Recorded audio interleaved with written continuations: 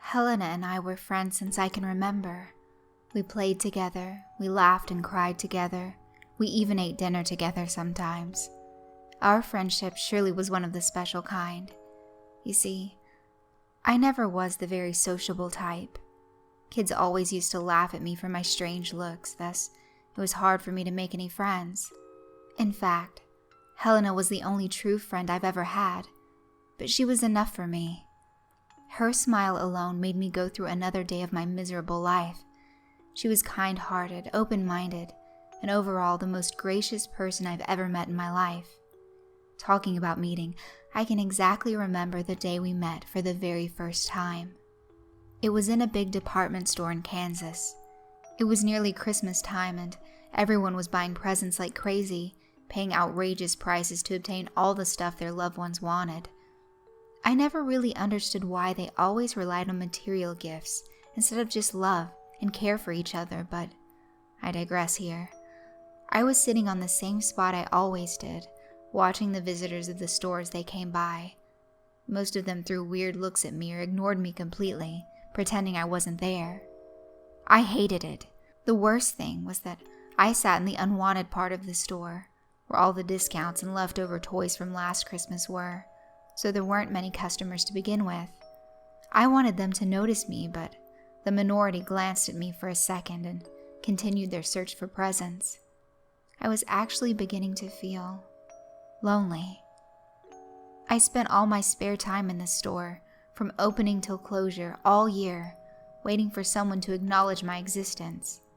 My parents and siblings were all taken away when I was young. Only I was left.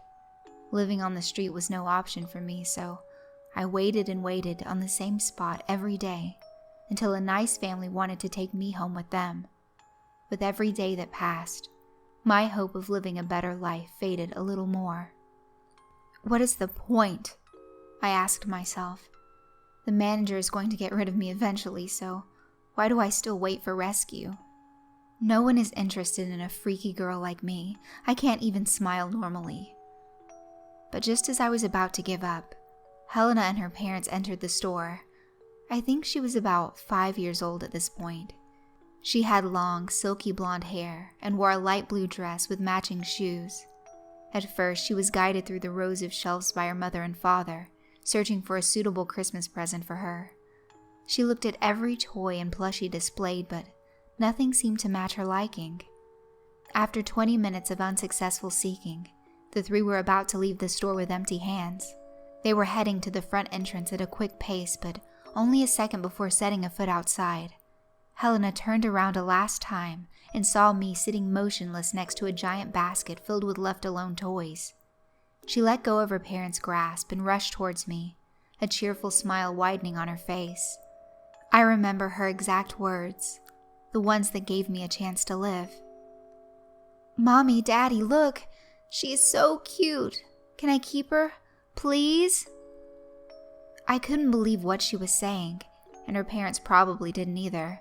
She actually liked me? An ugly monster that was abandoned by everything and everyone? I thought I was dreaming, but it was real. In the end, despite her parents' disbelief, they decided to take me home with them, and what followed was the happiest time of my life. Helena and I played together every day, and we had lots of wacky adventures. Whether we defeated the evil creature in the closet or looked at the peacefully moving clouds, we did it as a team. We also had unlimited trust for each other. Whenever Helena had a problem in school or anything, I was the very first to know about it, and I cheered her up as best as I could. It was just perfect. Even Helena's parents accepted me after some time. I almost felt like I was a part of the family. Soon, Helena began to grow up, from a small innocent girl to a responsible yet sometimes emotionally unstable teenager. And that was when our relationship started to change. Helena began to spend more time with her trendy friends than with me. At first, I was happy for her immediately finding friends after starting high school, but it started to unnerve me after a while. One time, I was patiently lying on her bed, waiting for her to arrive to tell me about her day, just that she could come home at 11 o'clock, almost worrying me to death, because she went on a date with Craig, her so-called boyfriend, and kinda forgot the time. I planned to talk it out with her, but she didn't even notice me. Heck, she even threw me on the ground because she needed to take her daily frustration out on something. She didn't respond anymore when I was talking to her. She left me alone in her room and ignored me every single day. What happened between us? It was like she completely forgot about me. Whenever Helena called or chatted with her friends online, an unknown feeling was spreading inside of me. It stung like a knife and made me furious and sad at the same time. I felt extreme anger at both Helena and her friends. How could she replace me with these slackers who can't even understand her, who only know her on the outside, not on the inside, like me? At the time, I didn't know what to make of this new feeling, and I shrugged it off. Looking back on it now, I know exactly what this emotion was called. It was envy. Time has passed, and Helena's memories of me seem to have completely disappeared. She didn't even let out her anger on me anymore. She didn't pay any kind of attention to me. I relived the same loneliness I felt back in the department store. This feeling of not being worthy to exist. The solitude and the extreme despair made me fall into the old routine again. The need to get noticed. The need to get loved by anybody. It was too late when I began to realize that Helena was getting too old for toys. She's gotten other priorities over the years, like being popular in school and getting a boyfriend.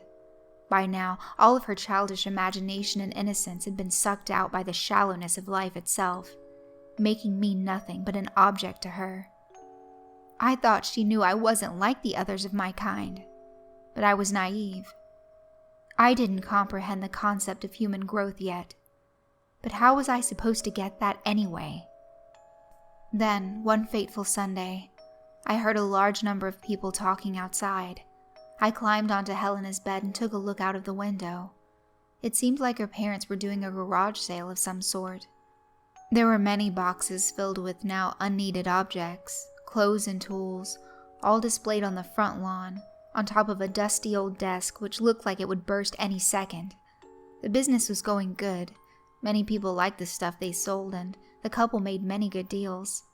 I watched, observing, as the content of the boxes disappeared one by one.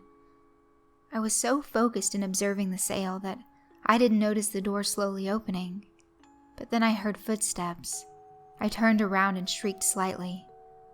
It was Helena. I expected her to call me a dumb fluff ball, or punch me like she always did when she actually decided to show interest in me, but she didn't do anything like that. She looked very troubled and sad, to be honest. I didn't know what to think of this. Before I knew it, Helena tightly embraced my small body and carried me out of the room, through the floors, heading towards the attic. I was kind of skeptical about what she was planning to do with me, but one part of me was so happy that she paid attention to me for the first time in years that I didn't think about it too much.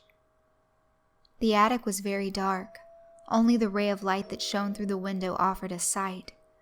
Helena slowly walked to the middle of the room and stopped in front of a small box with the word memories written on it with a black marker. I immediately recognized it. We used to put all the photos we took and pictures we drew together into that one box. It was truly filled with precious memories from better days.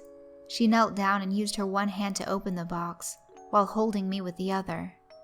If my body could produce real tears, I would have cried my eyes out. It hasn't changed at all. All these happy moments, our birthday parties, us playing in the garden, building a castle out of blocks, even back to the day she adopted me. They were all coming back to me. So Helena hasn't forgotten after all. But that made me wonder, why did she show that to me all of a sudden? Why did she bring me here? Suddenly, I was thrown out of my thoughts by a quiet sobbing. I looked up and saw Helena, a few tears streaming down her face with a faint smile. She hugged me tighter against her chest while softly talking to herself, not knowing that I heard every single word she said. "I'm sorry, but I gotta raise some money for college. Please forgive me. I'm just not into that childish stuff anymore. I'm almost a grown-up now. Look at me. I'm talking to a dumb doll. So stupid." Childish stuff? She was calling spending time with her best friend childish stuff? How could she? I was always there for her. Always cared for her. Never rejected her. Always listened to her. Never interfered. Always said yes to everything she said. Never said no. Always put her wishes and needs above mine. Never selfish. And yet I was nothing more than a dumb doll to her. I snapped. That was the final blow to my sanity. She wanted to get rid of me, to sell me to a family that wouldn't give a crap about me either. She already had abandoned me, and now this? In this moment, I realized how true wrath felt. It embraced me, telling me to let go of my worries and get rid of her. Tons of weird thoughts entered my head at once, one more gruesome than the other, but all of them had something in common: to let her suffer for what she has done. I couldn't believe it. What was I thinking? Then, another weird feeling appeared. This time, I felt only darkness around me. My one functional eye became heavy all of a sudden. All the muscles in my small body grew weaker and weaker, and I couldn't keep myself awake for much longer. I must have blacked out from something. Or someone. When I woke up, my whole body felt sour. I felt like a great concentration of power flowed into my body and it couldn't bear the pressure of it. The time span of my unconsciousness seemed to be short, since the light that entered through the window shone in the same angle as before. I found myself leaning against a wall, with blood on the things that were once my tiny hands. They had grown into large, sharp claws, and I discovered that I could stretch them out to my liking. But that wasn't the strange part. The blood on them belonged to my beloved Helena. I found her now lifeless body right next to me. She wasn't breathing anymore. But how could she? All of her limbs were lying across the attic, her blood painting the floor almost completely red.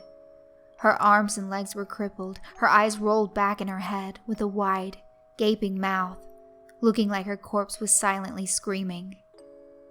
It took me a few seconds, and then I realized that I was the one who tore her apart in the most cruel way possible. I was crying.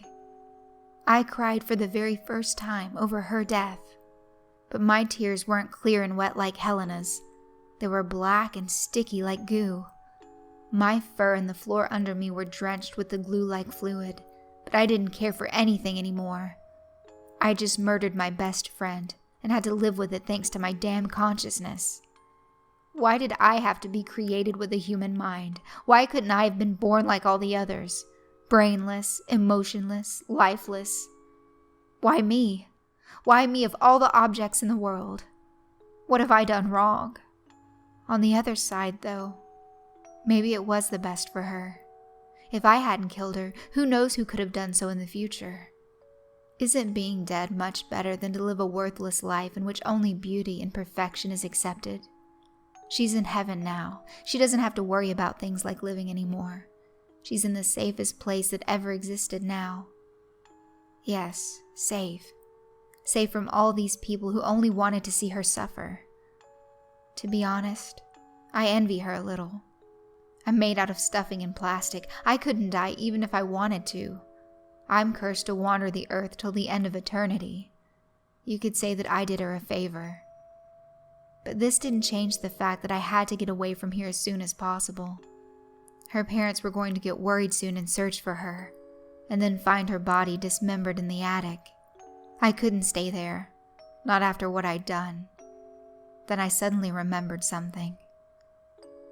Helena once told me that she has a big sister who's living in Chicago, a kind woman who always played with her before she got me. Perhaps she would be a little nicer and less forgetful than her younger sister. I don't know. I'm not delivered to her house yet. It will still take a while, so I will have to kill my time with something else after reminiscing about my past. But I really hope I won't have to slice her up like Helena, because that would be really sad. We could have so much fun together. I could finally feel alive again. And even if she also ignores me, I will move on to the next person available, and if that person casts me aside, I'll move on to the next person, again and again and again, until I finally find someone that will love me forever. I don't care how long it will take. I'm more determined than ever to find a place where I feel like I truly belong, to find a person I can truly call my friend, who will never abandon me like this. You're going to be that friend, right?